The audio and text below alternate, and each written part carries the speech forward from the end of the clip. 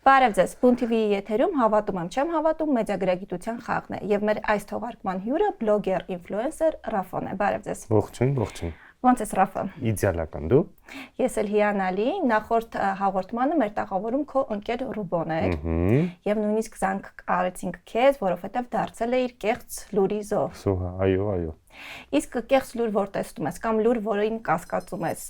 երբևէ փաստերի ստուգմամբ զբաղվում ես, թե թերթում անցնում ես առաջ։ Եթե լուրը հետաքրքրում է, ուզում եմ հասկանամ դա իրոք այդպես է, թե չէ, մի 3 ձևով կգուգլեմ, կYouTube-եմ, ChatGPT-եմ։ Իսկ երբ քեզ տեսար այդ կեղծ լուրի հերոս որպես, ինչ զգացիր։ Հաճելի է, վերջապես լուրեր է գեներացվում։ Եղավ, մեր նախորդ հաղորդումների արդյունքներով առաջատարը բլոգեր Եվա Ղարիբյանն է եւ նա ունի 13 միավոր։ Այսօր դու էլ ունենալու ես հնարավորություն վերջապես անցնելու նրա ռեկորդը, վաստակելով առավելագույնը 15 միավոր։ Հնչելու է 5 հարց տեղական եւ միջազգային լրահոսից եւ յուրաքանչյուր հարց ունի համապատասխան թվով միավորներ կախված իր բարդությունից։ Հասկացա։ Եվ սկսենք առաջին հարցը, որը երևի թե հեշտ է։ Գնացինք։ Հայաստանում ընտրություններին մասնակցող ուժերից մեկի ներկայացուցիչը կենտրոնական ընտրական հանձնաժողովի նիստին մասնակցել է սարդ մարդու հանդերձանքով։ Այս մասին հայտնում են հայաստանյան ԶԼՄ-ները։ Ճիշտ է, շատ ճիշտ է։ Մյուսներին չթողեցին, հալկին չթողեցին։ Հետևում եմ։ Հետևում եք։ Այո։ Իսկ մյուս ակցիաներին հետևում եք։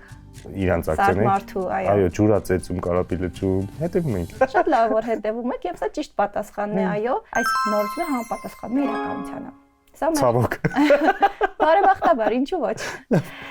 Ահա, վաստակեցիք 1 միավոր եւ անցնում ենք առաջ եւ երկրորդ լուրը ուշադրություն թուրքական կայքերից մեկը հղում անելով իր անանուն աղբյուրներին պնդել է թե Հայաստանի կառավարությունը որոշել է հանրային հեռուստաընկերությունը վաճառել Թուրքիային։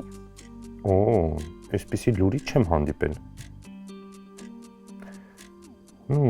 Թուրքական կայքերից մեկը հղում անելով իր անանուն բարձրաստիճան աղբյուրներին պնդել է որ թե բայց հիշում եմ արձագանք հանրայինից ինչ-որ մի ձև ինչ-որ միտեղ արձագանք եմ հիշում, այսինքն մի բանի Իսկ արձագանքի բնույթը որ չկա նման լուրը կեղծիկ է, հանրայինը հայկական է, չի կարա վաճառվի, որովհետև ինքը սեփականությունն է։ Ճիշտ է։ Այս լուրը։ Այսինքն այս լուրը, որը տարածված լուրը,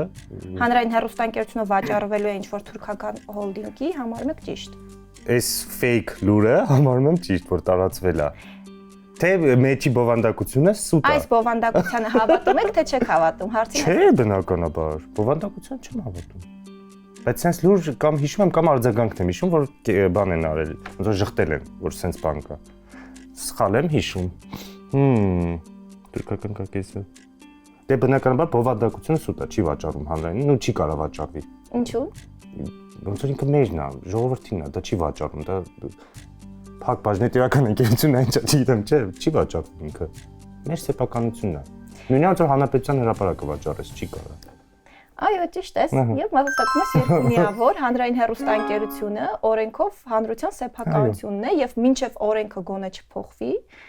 հանրային հեռուստաընկերությունը չի կարող վաճառվել երկրորդ կողմի։ Ահա այսպես, ունես 3 միավոր, շատ լավ է, երկրորդ հարցն էլ ճիշտ պատասխանեցիր եւ անցնում ենք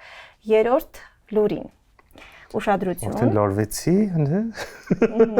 Հարցերը բարդանում են, այո, մի փոքր պետք է լարվել եւ կենտրոնացնել ուշադրությունը։ Խոշոր ընդդիմադիր ուժերից մեկի առաջնորդը Ռուսաստանի Դաշնության նախագահին խոստացել է Հայաստանում ընտրություններում հաղթանակի դեպքում 300,000 հայ տղամարդ ուղարկել Ուկրաինայի դեմ ռազմաճակատ։ Այս մասին տեսանյութ է հրապարակել նորաբաց YouTube-յան մի ալիք։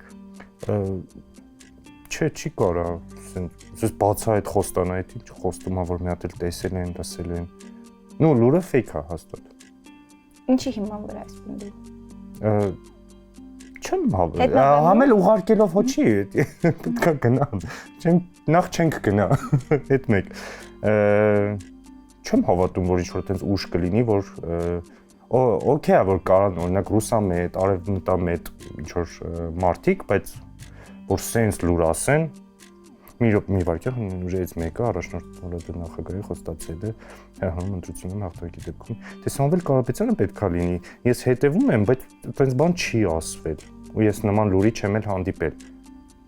Չէ, սուտ է։ Այսինքն YouTube-ում հրապարակվել է տեսանյութ։ Հիմա ես պետք է ասեմ, այտենց տեսանյութ եղել է, չէ։ Չէ, այդպես տեսանյութ հրապարակվել է YouTube-ում։ Հա, sense, հա, fake լուր է, չէ։ Իսկ YouTube-ին չեք հավատում։ Չէ, ոնց հավատում։ Ինչ տեսնում եք YouTube-ում, չեք հավատում։ Չէ, իհարկե։ Բայց դա ազատ կա, ես է կարամ գցեմ հիմա վիդեոն դա էլի, դա չէ։ Այ որ CNN-ում էր, հավատայի։ Հավատալու չի, որ այսպեսին խոստում ա տվել, կամ Պուտինը ինչ կապ ունի իր անդրվելու հետ, որ այտենց խոստում ա տվել, որ ինչ որ ֆինանսավորում անի կամ բան անի։ Չէ, լավ, հեքիաթ, հասկացանք, հա։ Լավ, կարողացա շեղել քեզ, եւ պատասխանը ճիշտ է։ Վաստակեցիր 3 միավոր, այո, YouTube-ում հրապարակվել է այսպիսի տեսանյութ եւ 1 միլիոնը անցել է դիտումների, այո, բայց սոցիալական ցանցերում գիտենք, որ դիտումներ հավաքող տեսանյութերը հիմնականում լինում են կեղծ։ Այո։ Անցնում ենք առաջ եւ 4-րդ հարցը՝ ուշադրություն։ Մամուլի ազատության համաշխարհային ինդեքսում Հայաստանը վատթարացրել է դիրքերը 16 կետով, հայտնվելով 50-րդ տեղում։ Այս մասին հայտնում են հայաստանյան ԶԼՄ-ները։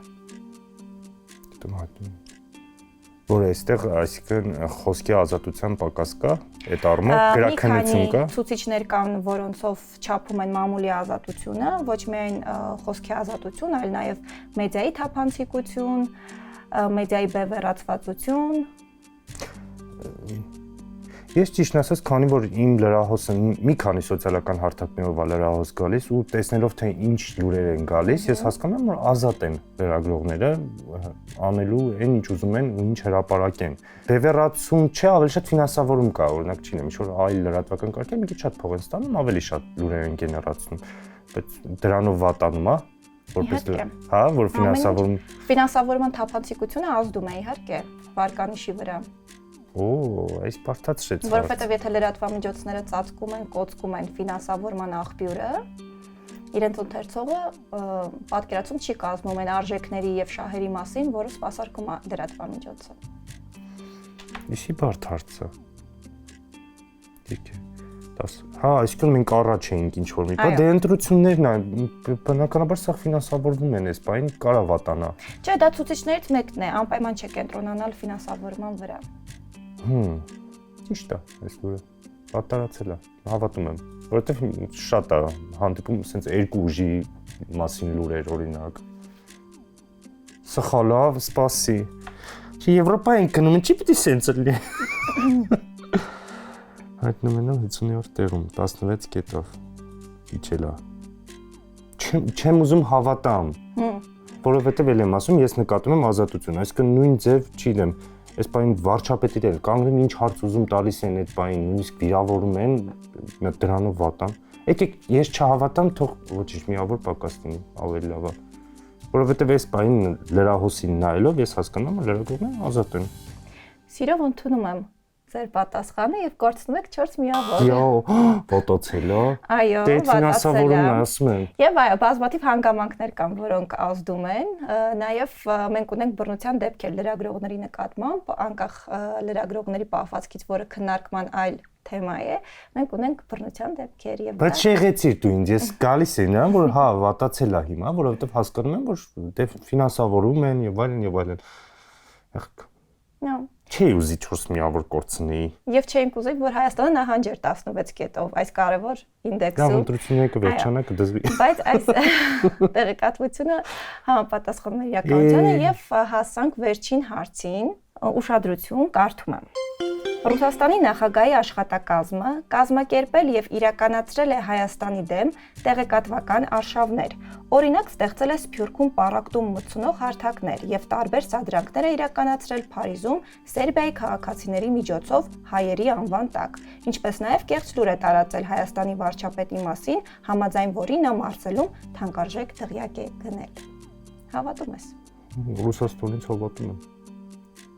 Իրանք մասին են ունես լուրեր գեներացնում ես տեղացնում եմ, մենք ով ենք մեր մասին չանի։ Լավ, արի հերթով անցնենք իմ թվարկած բոլոր օրինակների վրայով։ Օրինակ, դու երբևէ այդպիսի տեղեկություն տեսել ես, լրահոսում հանդիպել ես, որ վարչապետը Փարիզում կամ Մարսելում գերշքեղ առանձնատուն է գնել։ Չէ, ես չեմ հանդիպել, բայց դե ասեցիք, որ Սփյուռքն ա եղել թարգետը։ Պառակտումը Սփյուռքում է գնացել։ Դե դա օպերացիաներից մեկն է եղել, ըստ այս լուրի։ Քիչ տեղյակ, այնտես լուրջ չեմ հիշում, որ տեղյակ արել։ 10 միլիոն դիտում է ունեցել այդ լուրը տարբեր դրատվական հարթակների եւ սոցիալական ցանցերի միջոցով։ Ես հավատում եմ, որ Ռուսաստանը այդպես բան կաներ, դրա համար այս լուրերը կարող ճիշտ լինեն։ Օրինակ, ինչի հիման վրա եք պնդում, որ այս արշավների հետևում ռուսական հետք կա։ Ձեր հարցները այդպես ձևակերպած ու։ Հա, բայց դուք դրան հավատում եք թե չէ։ Հավատում եմ, որովհետև Ռուսաստանը մի քիչ այս բանին անազատ ոնց որ երկիր է ինձ համար, որտեղ մամուլը վերահսկվում է, ինտերնետը փակ է, VPN-ով։ Բայց VPN-ով։ ինչ է ուզում Ռուսաստանը։ Դե իր ամենակարևոր գործընկերներից մեկն ենք, մի քիչ էսյան ենք գնում, նորից հետ ուզում քաշի։ Փոքր էսյան ենք, այսից աննշան։ Իսկ հավատում եք, որ հիբրիդային պատերազմ է մեր դեմ վարվում։ Հա, իհարկե։ Հերիք չի մեր դեմ, մենք էլ մեջներ ենք հիբրիդային պատերազմ անում։ Բայց Զախարովան հերքում է արտաքին գործի նախարարի։ Բայց Զախար, իրանք հերքում են նույնիսկ որ հիմա պատերազմի մեջ են։ Չի մասին է խոսքը։ ՆԱՏՕ ռազմական օպերացիա։ Այո, այնտեղ հիմա օպերացիա է կատարվում։ Ես հավատում եմ Ռուսաստանը, որ sense բան կաներ մեր հանդեպ։ Քիչ բան չի արել։ Ընդունում եմ եւ 5 միավոր վաստակում է, սա ճիշտ է, վերջերս արտահոսած փաստաթղթերը ցույց են տալիս, թե ինչպես է աշխատակազմը համակարգում այս բոլոր արշավները, դրանք հանդես են գալիս ծածկանուններով եւ տարբեր քաղաքացիների են ներգրավում հայերի անվտանգ ակցիաներ են անում ու